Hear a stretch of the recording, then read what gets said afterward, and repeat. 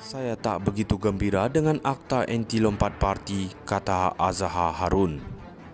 Bekas Speaker Dewan Rakyat Azhar Harun mengakui bahawa dia tidak begitu gembira dengan cara undang-undang anti lompat digubal pada 2022. Bukan saya tidak bersetuju dengannya, tetapi ia lebih kepada bagaimana ia dilakukan. Saya adalah speaker ketika itu, jadi saya tidak boleh mengatakannya ketika itu, tetapi sekarang saya boleh bercakap.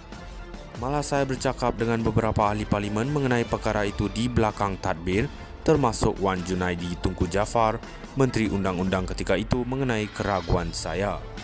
Ya, kerana kita tidak mengambil kira dinamik melompat dalam situasi itu dan terdapat pelbagai dinamik dalam Dewan dan luar, katanya.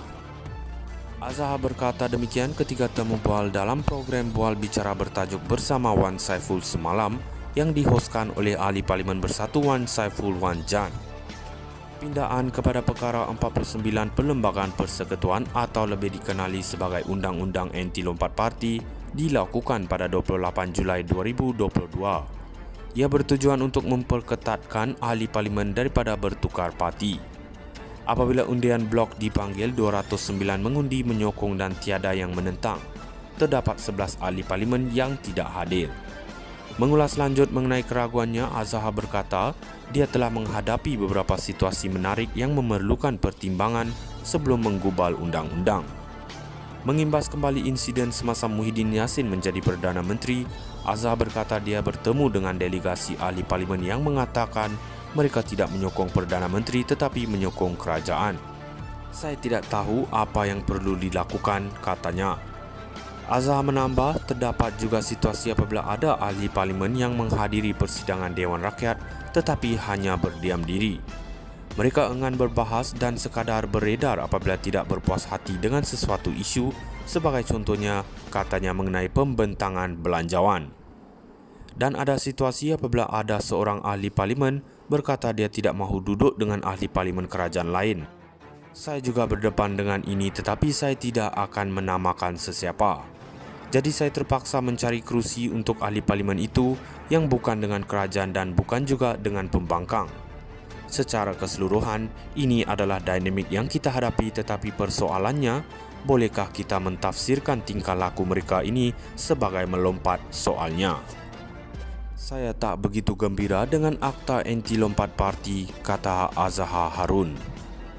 Bekas Speaker Dewan Rakyat Azhar Harun mengakui bahawa dia tidak begitu gembira dengan cara undang-undang anti lompat digubal pada 2022. Bukan saya tidak bersetuju dengannya, tetapi ia lebih kepada bagaimana ia dilakukan. Saya adalah speaker ketika itu, jadi saya tidak boleh mengatakannya ketika itu, tetapi sekarang saya boleh bercakap. Malah saya bercakap dengan beberapa ahli parlimen mengenai perkara itu di belakang tadbir, termasuk Wan Junaidi Tunku Jaafar, Menteri Undang-Undang ketika itu, mengenai keraguan saya. Ya, kerana kita tidak mengambil kira dinamik melompat dalam situasi itu dan terdapat pelbagai dinamik dalam Dewan dan luar, katanya. Azhar berkata demikian ketika temu bual dalam program Bual Bicara bertajuk Bersama Wan Saiful semalam yang dihoskan oleh Ahli Parlimen Bersatu Wan Saiful Wan Jan. Pindaan kepada perkara 49 Perlembagaan Persekutuan atau lebih dikenali sebagai Undang-Undang Anti Lompat Parti dilakukan pada 28 Julai 2022. Ia bertujuan untuk memperketatkan ahli parlimen daripada bertukar parti. Apabila undian blok dipanggil, 209 mengundi menyokong dan tiada yang menentang. Terdapat 11 ahli parlimen yang tidak hadir. Mengulas lanjut mengenai keraguannya, Azhar berkata dia telah menghadapi beberapa situasi menarik yang memerlukan pertimbangan sebelum menggubal undang-undang. Mengimbas kembali insiden semasa Muhyiddin Yassin menjadi Perdana Menteri, Azhar berkata dia bertemu dengan delegasi ahli parlimen yang mengatakan mereka tidak menyokong Perdana Menteri tetapi menyokong kerajaan. Saya tidak tahu apa yang perlu dilakukan, katanya. Azhar menambah, terdapat juga situasi apabila ada ahli parlimen yang menghadiri persidangan Dewan Rakyat tetapi hanya berdiam diri. Mereka enggan berbahas dan sekadar beredar apabila tidak berpuas hati dengan sesuatu isu, sebagai contohnya, katanya mengenai pembentangan belanjawan. Dan ada situasi apabila ada seorang ahli parlimen berkata dia tidak mahu duduk dengan ahli parlimen kerajaan lain. Saya juga berdepan dengan ini, tetapi saya tidak akan menamakan sesiapa. Jadi saya terpaksa mencari kerusi untuk ahli parlimen itu yang bukan dengan kerajaan dan bukan juga dengan pembangkang. Secara keseluruhan, ini adalah dinamik yang kita hadapi, tetapi persoalannya, bolehkah kita mentafsirkan tingkah laku mereka ini sebagai melompat soalnya? Saya tak begitu gembira dengan akta anti lompat parti, kata Azhar Harun. Bekas Speaker Dewan Rakyat Azhar Harun mengakui bahawa dia tidak begitu gembira dengan cara undang-undang anti lompat digubal pada 2022. Bukan saya tidak bersetuju dengannya, tetapi ia lebih kepada bagaimana ia dilakukan. Saya adalah speaker ketika itu, jadi saya tidak boleh mengatakannya ketika itu, tetapi sekarang saya boleh bercakap.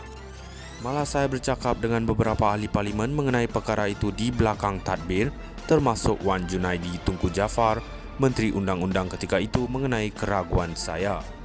Ya, kerana kita tidak mengambil kira dinamik melompat dalam situasi itu dan terdapat pelbagai dinamik dalam Dewan dan luar, katanya.